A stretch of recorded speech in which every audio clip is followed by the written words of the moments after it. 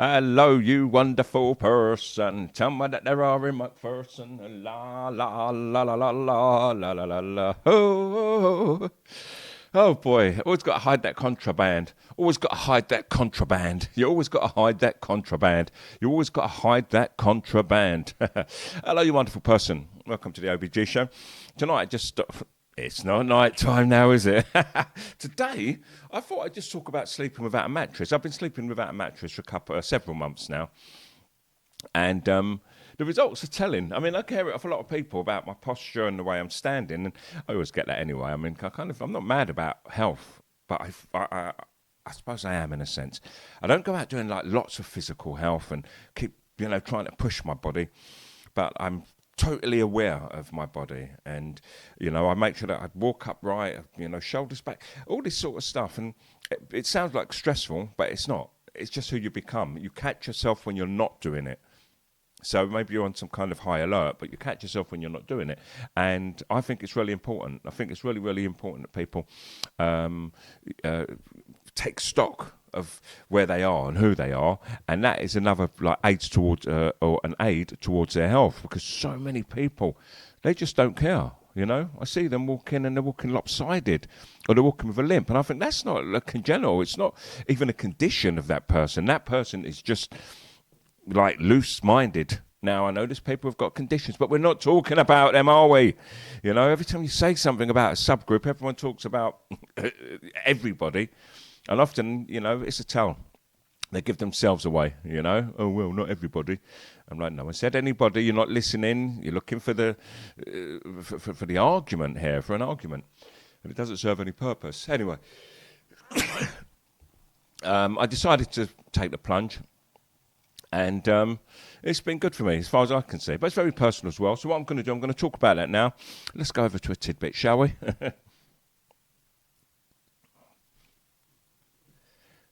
Okay, sleeping without a mattress. I've been sleeping without a mattress for several months now, and I'm going to explain to you what I've gone through, what some of the pros and cons are, supposedly. And the short answer is this. For the vast majority of people in modern society, the risks and downsides of sleeping on a hard surface, a floor especially, we're talking now, a really fine surface, without a mattress slightly outweighs the benefits. And once again, take heed, I said modern society, because we've become so mollycoddled and softened. There's so much that we can't do, or that we're incapable of doing. Let me just make sure this video is working.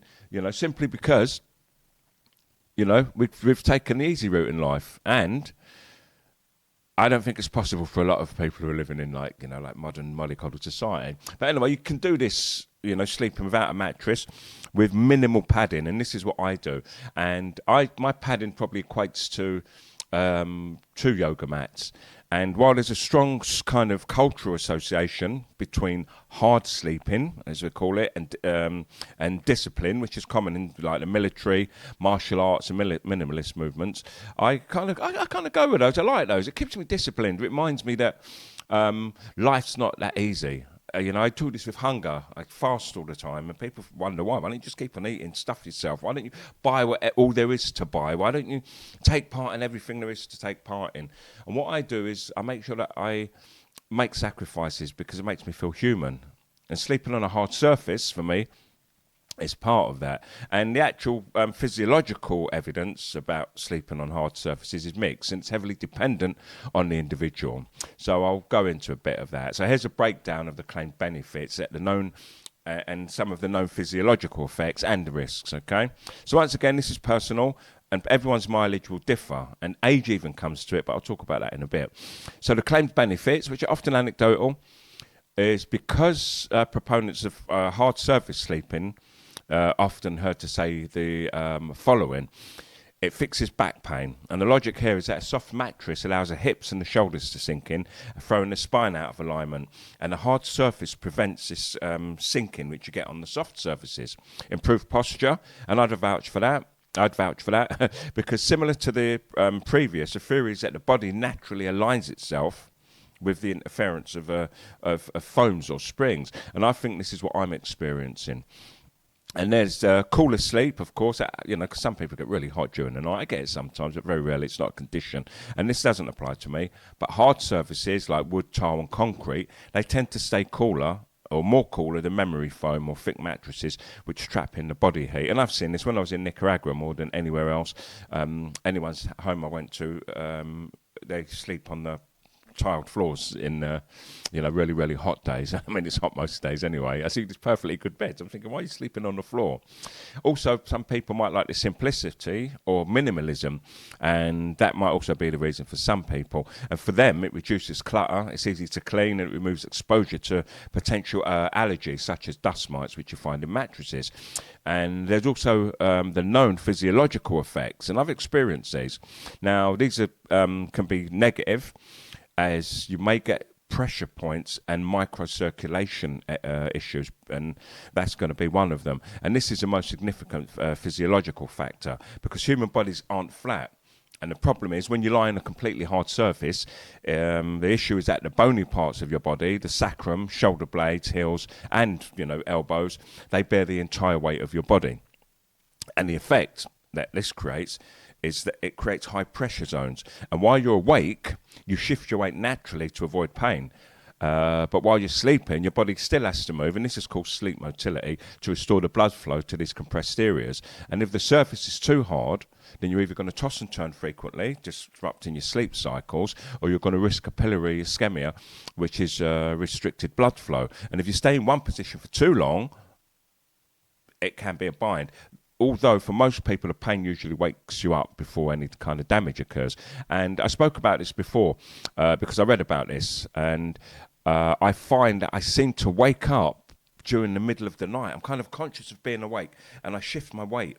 And I think, that's something that I've become kind of good at, and I don't suffer anymore. It doesn't feel like my sleep's interrupted, but I seem to be fully aware. I even lay on my back for a bit, and I'm aware that I'm tense, and I kind of tense my left and right butt cheek for a bit, and then, kind of have a little shake out, and then I'm good to go. But I'm fully aware that I'm doing it, even though I'm also appeared to be in a kind of deep sleep. And then there's a spinal alignment, which can also be an issue for people that sleep on their backs, because a hard surface may actually create a lumbar lordosis issue, as they call it, because the lower back has a natural curve. And on a soft mattress, the hips sink, and they sink up to meet that curve. On a hard surface, the gap remains. And if you have tight hamstrings or hip flexors, and then your lower back is going to be pulled downwards to floor, towards the floor, creating a hammock effect, and that strains your spinal erectors. And for the people who sleep on their sides, this is usually where hard sleeping fails. The curve of the waist is significant, and on a hard surface, the shoulder and hip bear weight, but the waist hovers above the floor, and this causes the spine to bend laterally sideways, which is generally considered unhealthy for spinal discs and so on. And there is some talk about proprioception and vestibular systems, and this is a theory largely from grounding or earthing movements, where people feel that sleeping closer to the ground helps with sensory integration. However, there is no robust scientific evidence that sleeping on the floor improves balance or bodily awareness more than sleeping on a medium firm mattress. But you don't have to believe the science always. It's about what you feel. And we all know what placebos are. So if you feel that you're closer to the earth sleeping on the floor, you're grounded by walking barefoot in the park, as I do occasionally, it works for you. It just makes you feel whole. I'm like, right, that's that sorted. That's out of the way. It costs nothing. There's no chemicals or medicines going into my body. There's just me believing that walking on planet Earth makes me feel better, and I feel better for it. And then that pleasantness that I feel makes me smile at other people, and they smile back, and I've created a nice little chain reaction. And same for the other people and their held beliefs who feel that they get benefit and then pass it on to me when I'm walking down the street. I don't know why that person's smiling, why they say good morning to me, but they probably walk barefoot in the park.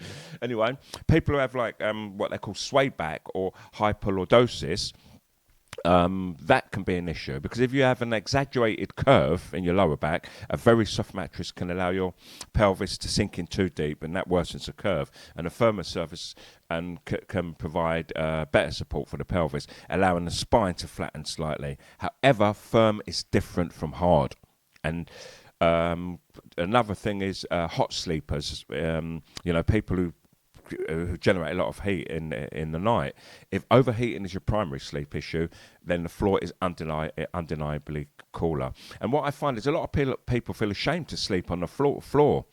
They almost see that as a sign of poverty. But what I know is two of my neighbours in my flat, for instance, there may be more people in Spain because we've got tile floors everywhere because of the heat, or in Valencia at least. When I go to their house sometimes, and one of my friends, he's got a family of 5, they pull their mattresses into the living room and they all sleep in the living room on the floor. I thought it was a bit weird at first. I thought I'd have got a problem, asked them what was wrong, and I realised they do it to keep cool. And also, those people recovering from spinal injuries, sometimes physical therapists recommend a very firm surface temporarily to immobilise the spine during acute phases of injury, and that prevents twisting or sinking. And now the risks and the downsides about sleeping on a hard surface. Neuropraxia, and that's like what they call stunned nerves. I get it at least here. Some people get it either in the hip or on the elbow, and I get this on normal mattresses more than the hard mattresses. Sleeping on a hard surface can compress the ulnar nerve, which is the funny bone which I just pointed to, and it can also do that in the leg, and this can lead to temporary numbness or pins and needles that may last into the day, and repeated compression can actually lead to longer term issues by killing those nerves and so on. And also sleep quality or micro-arousals. This is because the brain... Hello? 1, 2. 1, 2, okay. And this is because the brain remains partially vigilant when the body's on a surface that it deems unsafe or uncomfortable. And even if you don't consciously wake up, your body may experience micro-arousals to shift the weight away from the pain points, and this fragments your sleep architecture, reducing time spent in deep slow wave or REM sleep. And as I said earlier, I'm conscious of waking to shift my position, and it doesn't appear to affect my sleep overall. I wake up and I still feel refreshed. And you may argue, okay, you might get a better sleep without it, but I'm getting good enough. And of course, there's guilt, stiffness in the morning, and I'm guilty of that. While some people claim it reduces pain, many people who sleep on a hard surface report extreme stiffness for the first few weeks. And I experienced this. It felt like I had a workout in my sleep. Everything was really stiff, but I thought I'm going to do this, so I stuck with it. And now I feel it slightly in the morning. It does actually feel like I've done something during the night, but it's nothing that's going to stop me from doing it. And apparently, for people who are over 30, our muscles, they often require support to relax completely. And therefore, a hard surface actually forces muscles to remain slightly tense throughout the night, and it stabilizes the body. And I've reported on this before I even read about it. But I'm like, I feel much stronger. I feel much stiffer in a good way. And it seems that, I'm 61, so, I seem to be getting that benefit.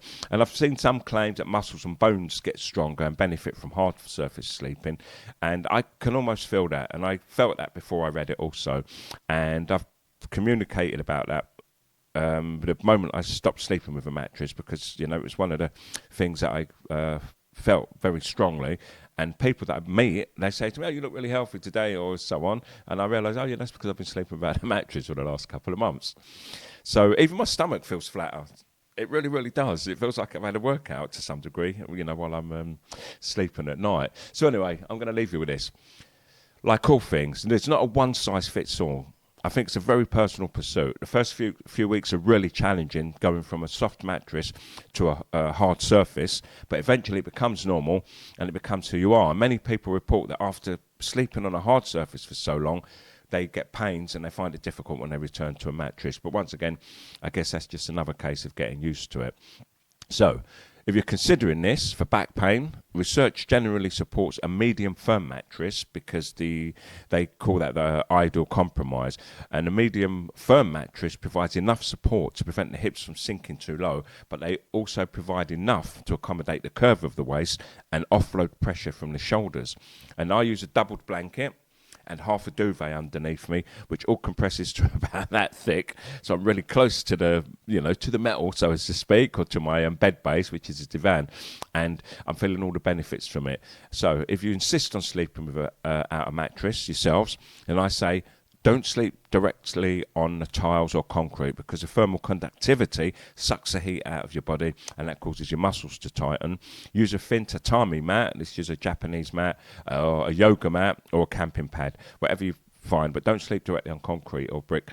And that provides a shear force reduction, as they call it, which prevents bed sores and also prevents that sinking in. Or use a pillow underneath your knees, at the back of your knees, or between your knees, like when you're on your side. And that artificially corrects the spinal alignment to the hard floor, and that makes sure that you don't get any kind of problems. So whilst I say sleeping without a mattress is a commitment, I do it, and I feel that I'm getting much, much more benefit from it. I recommend it. I am no VG.